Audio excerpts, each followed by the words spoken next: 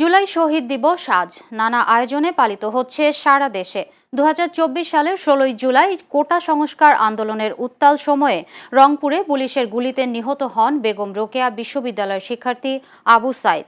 একই দিনে চট্টগ্রামে প্রাণ হারান কলেজ শিক্ষার্থী ওয়াসিম আকরাম সহ অন্তত 6 জন। সেই রক্তাক্ত দিনটি কোটা বিরোধী আন্দোলনকে নিয়ে যায় গণ অভ্যুত্থানের দিকে। বিগত অন্তর্বর্তী সরকারের সময় থেকে পালিত হচ্ছে দিনটি। বিস্তারিত প্রতিবেদনে।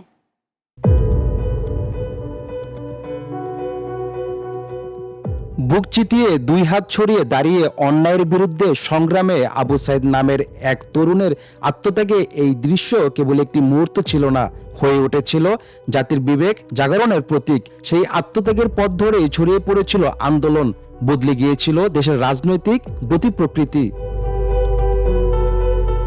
জুলাই শহীদ দিবসে শহীদদের প্রতি শ্রদ্ধা, শোক ও কৃতজ্ঞতা জানিয়ে এবং গণতন্ত্রকে প্রাতিষ্ঠানিক রূপ দেওয়ার অঙ্গীকারে সারা দেশে নানা আয়োজনে পালিত হচ্ছে দিনটি। দিবসটি উপলক্ষে দেয়া বাণীতে রাষ্ট্রপতি মোহাম্মদ শাহাবুদ্দিন ও প্রধানমন্ত্রী তারেক রহমান গণতন্ত্র, ন্যায় বিচার ও বৈষম্যহীন রাষ্ট্র গঠনের অঙ্গীকার পুনর্ব্যক্ত করেন। আর সংস্কার বাস্তবায়নে সর্বোচ্চ ত্যাগের ঘোষণা দেন বিরোধী দলীয় নেতা ডাক্তার শফিকুর রহমান। যা এসে কার্যকর রূপ পেয়েছে 24-এ, এই 24-কে স্বীকার করতে এত হীনমন্যতা কেন? এই 24 না হলে আজকে আমি এখানে বক্তৃতা দিতে পারতাম না। এই 24 না হলে আজকে বিরোধী দল হতে পারতাম না, বিরোধী দলের নেতা হতে পারতাম না, ঠিক অনুরূপভাবে তারেক সাহেবও প্রধানমন্ত্রী হতে পারতেন না।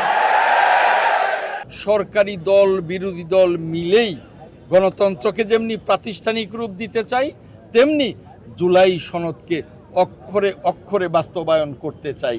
এখন বিরোধী দল মাঝে মধ্যে যে মেঠু বক্তৃতা করেন, সেটা তো তাদের রাজনৈতিক বক্তব্য। আমরা কিন্তু সংসদে সেভাবেই কথা বলি এবং সংসদকে কার্যকর করবার জন্যে এবং জুলাই সনদ বাস্তবায়ন করবার জন্যে আমরা অঙ্গীকারাবদ্ধ।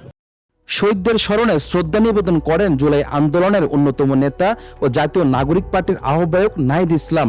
এছাড়া এনসিপির শীর্ষ নেতারা জুলাই গণকবর জিয়ারত করে শহীদদের প্রতি শ্রদ্ধা জানান।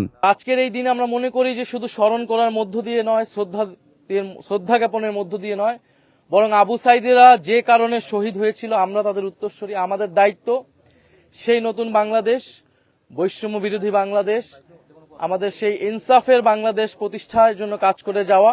দিবসটি উপলক্ষে বিভিন্ন কর্মসূচির পাশাপাশি প্রাথমিক ও গণশিক্ষা মন্ত্রণালয় সহ বিভিন্ন সরকারি ও বেসরকারি প্রতিষ্ঠানে অনুষ্ঠিত হয়েছে আলোচনা সভা, দোয়া ও স্মরণ অনুষ্ঠান। দেশের বিভিন্ন জেলায় প্রশাসন, শহীদ পরিবারের সদস্য এবং সাধারণ মানুষের পুষ্পস্তবক অর্পণ ও মোনাজাতের মাধ্যমে শহীদদের প্রতি গভীর শ্রদ্ধা নিবেদন করেন।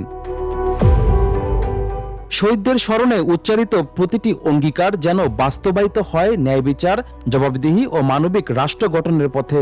এই প্রত্যাশাতে পালিত হল জুলাই শহীদ দিবস। Sadat Hossain Imran, channel S, Dhaka.